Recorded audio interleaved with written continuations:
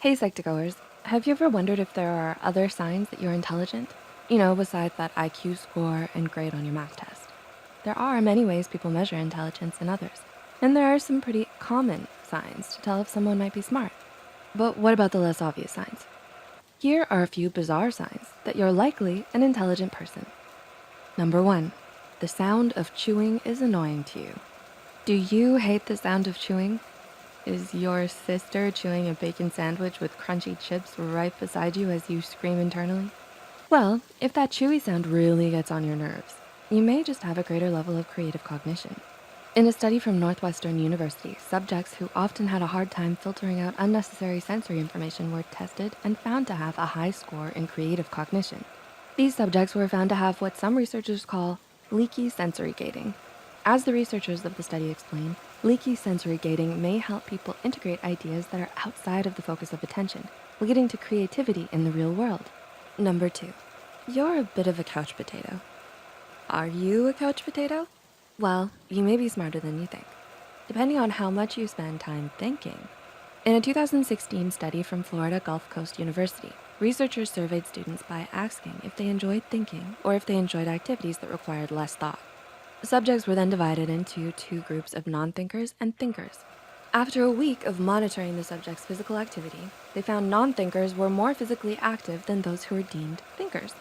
Authors associate this with the idea that thinkers can entertain themselves mentally, while non-thinkers easily get bored and relate mental stimulation as a negative compared to how the thinkers see it as a positive. Number three, you like to doodle. Do you love to doodle during class, at home? Well, your memory may just thank you. A 2009 study found that subjects in a group that doodled performed better on a monitoring task. And on a surprise memory test, they recalled 29% more information than the other group. What exactly were they doodling? They simply shaded printed shapes while listening to a phone call. So next time you have to remember something important during that class lecture, bring the coloring books, not the textbooks. I'm just kidding, a little bit. Number four, you're the eldest child. Are you the eldest child? Well, lucky for you, this is another weird sign you're likely more intelligent and maybe smarter than your siblings. Researchers from a study published in the Journal of Human Resources suggest that firstborns may be smarter than their siblings, as they often have higher IQs. They also found the oldest siblings often do better at cognitive tests. Researchers believe this is due to the greater type of parenting the first child experiences. A firstborn child might have more mental stimulation presented to them. And first-time parents are more likely to be more cautious with their first pregnancy by not drinking or smoking. Number five, you live in a disorderly environment. Look around. Is your room a mess? How about your workspace? How's the hair doing up there? Well, a messy environment might not be so bad if you value creativity. According to a research experiment from the University of Minnesota, participants in a disorderly room were more creative than participants in an orderly room, the study says. Why does creativity spark in a messy environment? Research scientist Jonathan Y, PhD, says that smarter people tend to have creativity as a trait, which can lead to their messy lifestyle or room. Y guesses that it's not messiness that helps creativity, but creativity which may create messiness. He goes on to say that such people tend to get lost in a thought focusing on a problem or issue, and cleanliness becomes of less importance than focusing on the problem at hand. While the messy room sounds great for all the artists out there, it may not be great when it comes to your food choices.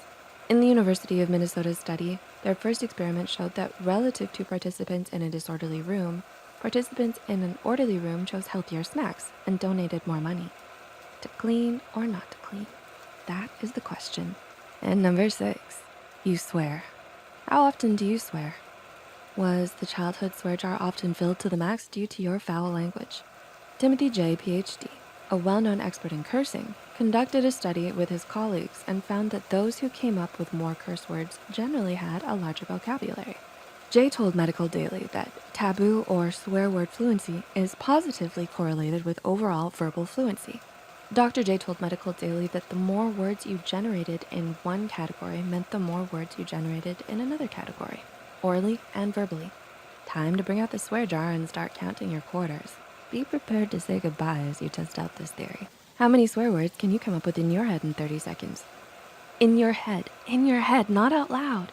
The swear jar is full enough as it is. Share that number with us down in the comments, folks. Only the number. So which weird signs do you relate to? Are you a thinker or do you prefer physical activities more? Are you a couch potato? The oldest sibling? How often do you swear? Do you think you're more intelligent because of this? Share with us your thoughts in the comments below. We hope you enjoyed this video, and if you did, don't forget to click the like button and share it with a friend. Subscribe to Psychtogo and hit the notification bell icon for more content like this. As always, thanks for watching.